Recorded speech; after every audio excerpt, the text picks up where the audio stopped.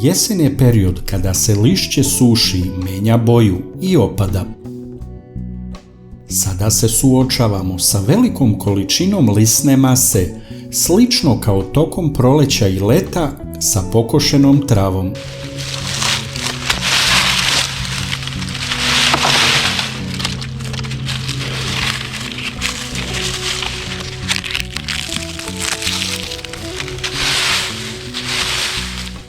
Šta raditi sa ovim korisnim organskim materijalom?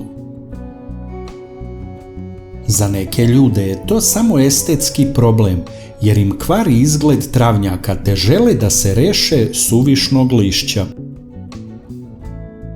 Pa ipak, pre nego što ponovo sakupite suvo lišće i bacite ga u smeće, treba da ostanete da vidite za šta se ono može pametno iskoristiti.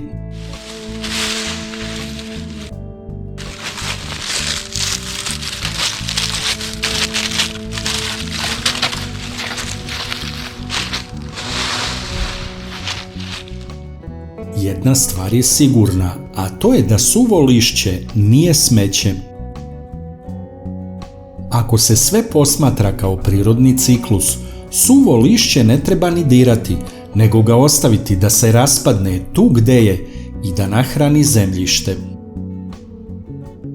Stručnjaci savetuju da je korisno ostaviti određenu količinu suvog lišća na travnjaku, jer se ono postepeno razgrađuje i tako đubri travnjak.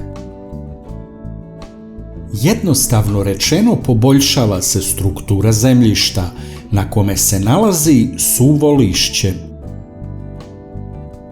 Samo pređite preko travnjaka kosilicom i suvi listovi će se usitniti i brže razgraditi.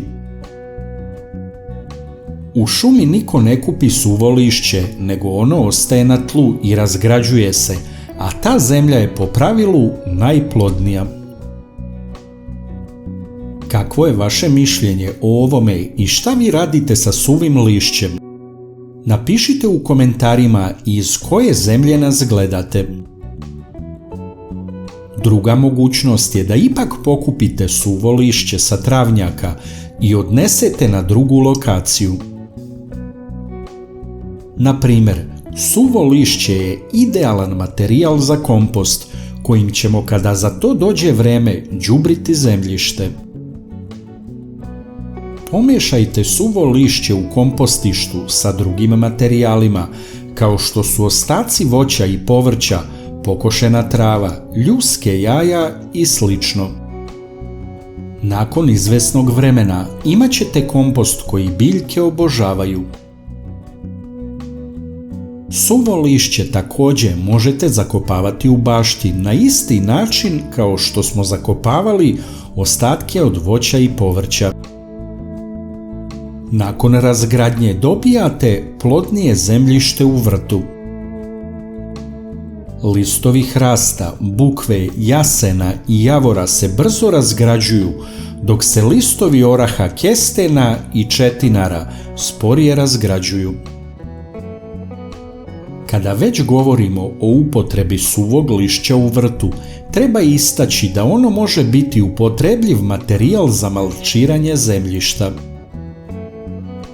Za prikupljanje suvog lišća se mogu koristiti grabulje ili motorna ili električna alatka koja uvlači lišće u kesu ili ga samo razduvava. Neki ljudi spaljuju suvo lišće i tako žele da ga se reše. Još više dima u atmosferi ovoj planeti nije potrebno.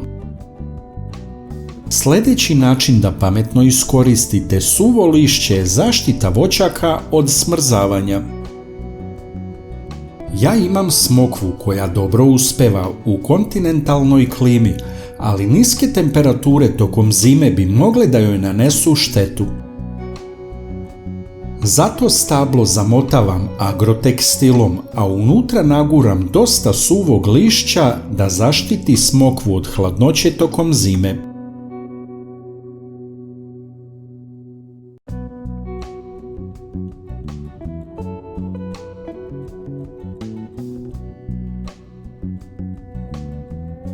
Na proleće skidam zaštitu.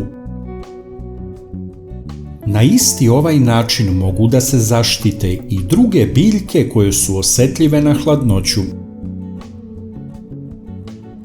Naravno, ima još mogućnosti za upotrebu suvog lišća.